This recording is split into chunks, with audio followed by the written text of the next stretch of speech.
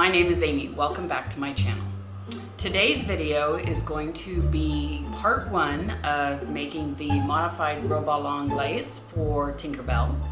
I am using a pattern from JP Ryan. I'll put a link down below where you can find that. And in this video, I got through the complete assembly of the bodice, but it was going to be a really, really long video if I included the whole dress gown. So I'm splitting it into two pieces. So next week's video will be me actually adding the skirt to the gown and adding all the trim and the closures. So this bodice was easier than I expected. It fit really, really well right out of the gate. I did not need to make any modifications to it. And I really enjoyed making it. It was a fun project, and I can really see Tinkerbell coming to life with it now, which is great. So with that, let's get sewing.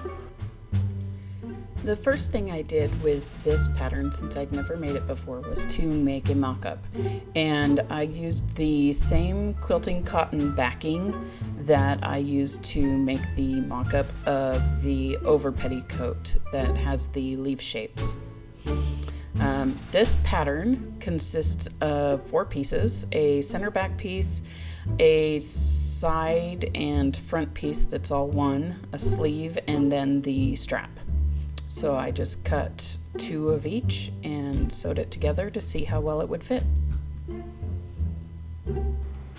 While I was cutting the pieces out, I did also make sure to use chalk to mark the darts and the placement markings on each pattern piece. And Marty from Scraps and Sequins was keeping me company in a video chat while I cut the pieces out.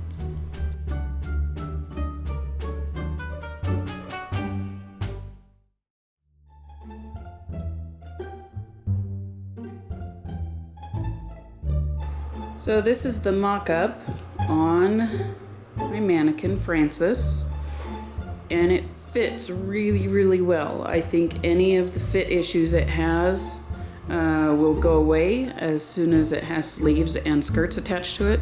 One of those is this right here. It needs to come down a little more. Time to cut out the main fabric. I had some really oddly shaped scraps left over from when I made the over petticoat, and so I used those to cut the straps for this bodice. And then I just used the width of the fabric to cut the pieces that needed 2 of each. So here you have the bodice and the center back, and then in a minute I'll be pinning on the sleeves and cutting them out as well.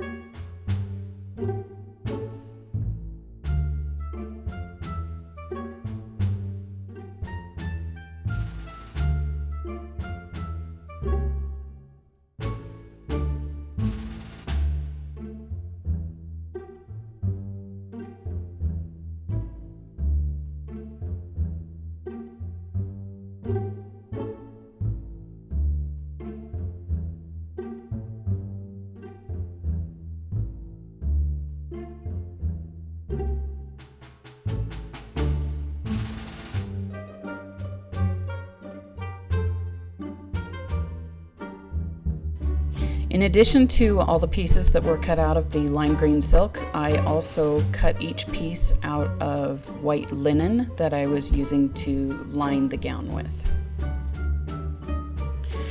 And just like with the mock-up, as I cut out the pieces, I marked the darts and the placement markings. To assemble the gown, the first thing I did was to sew the center back of both the lining and the fashion fabric, and then I attached the straps to the front bodice pieces.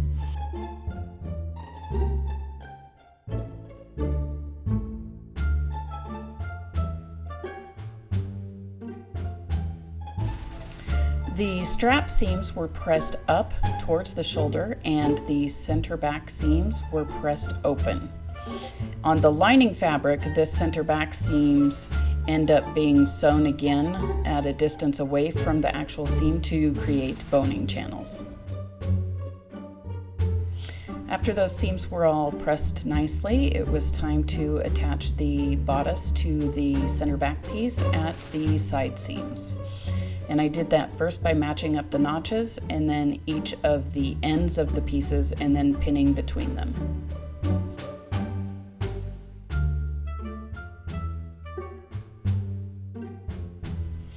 I will note that this JP Ryan pattern has 5/8 inch seam allowances, and so there is plenty of room in this pattern for alteration later if I need to.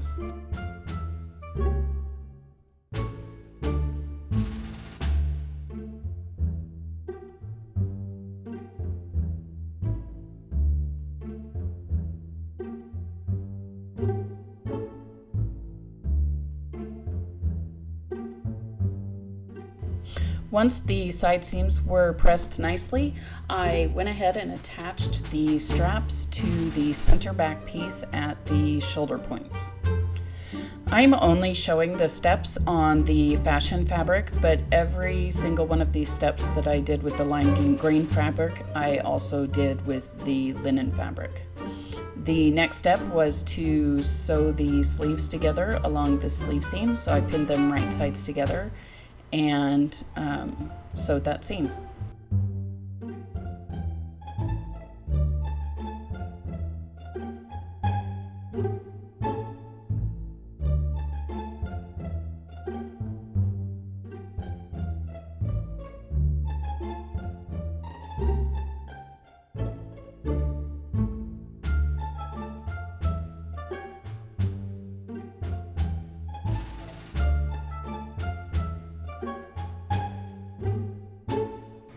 The sleeve seams were trimmed down and then pressed open.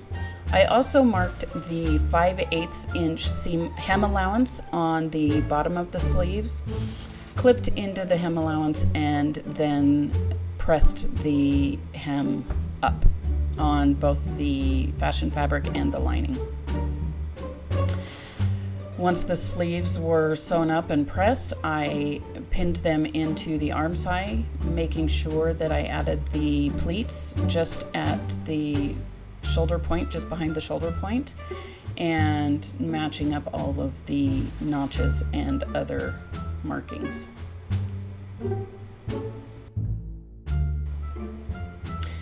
This pattern calls for the gown to be bag lined. So to do this, I placed the fashion fabric and the lining right sides together, and then I pinned all the way around the edges except for the waist curve where the skirt was going to be added later.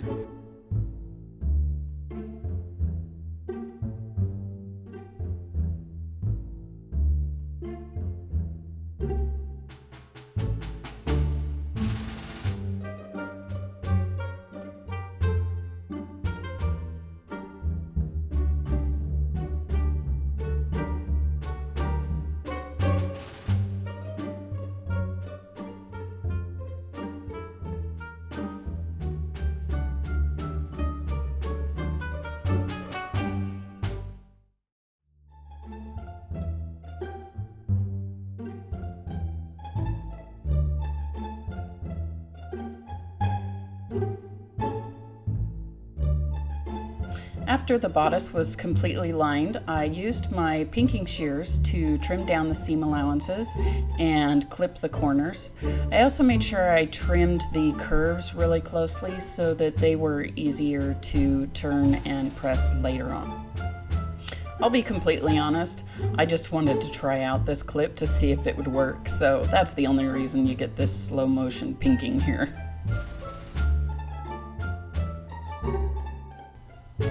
Once the seams were all clipped and trimmed, it was time to turn the bodice right side out and press those seams really, really well. I tried to make sure that I was rolling the lining just a little bit to the inside so that it wouldn't show from the outside when the gown was being worn.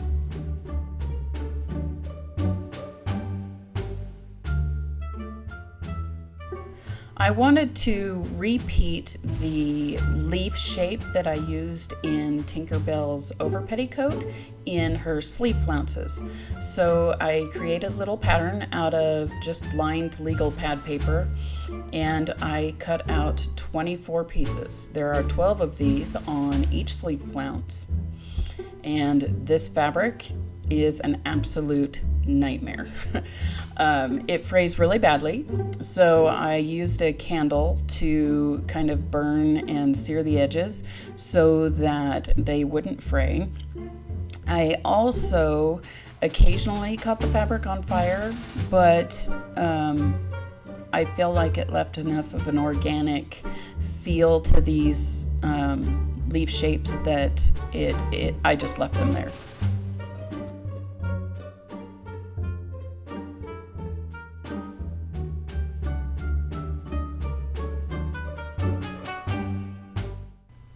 After I had the edges taken care of, I laid the pieces out so that they were staggered and pinned them together and sewed them into a circle.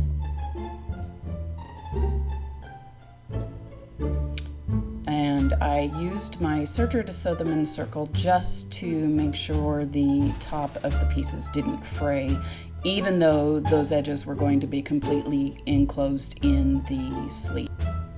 I then added a gathering stitch to the top of each sleeve flounce so that once I had it in the sleeve, I could gather it down to the appropriate width.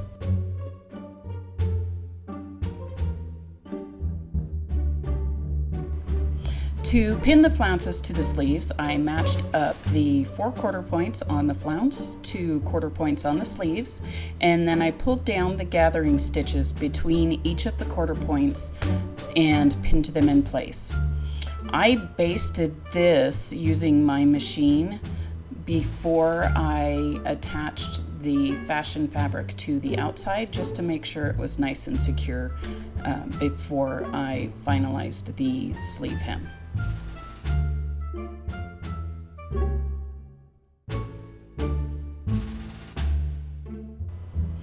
Once that was basted in place, I matched up the fashion fabric sleeve seam with the lining fabric sleeve seam and also the darts, and then I just pinned around the fashion fabric and top stitched the sleeve hem in place.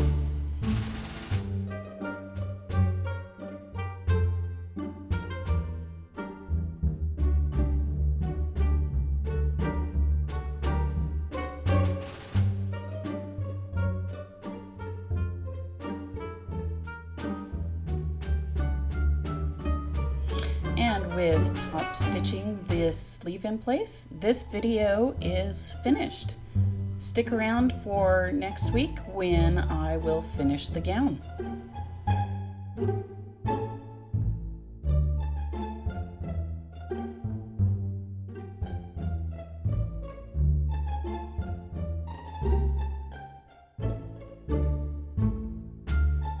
I hope you enjoyed this video, and I hope you'll stick around and watch next week when I show you the reveal of the entire gown.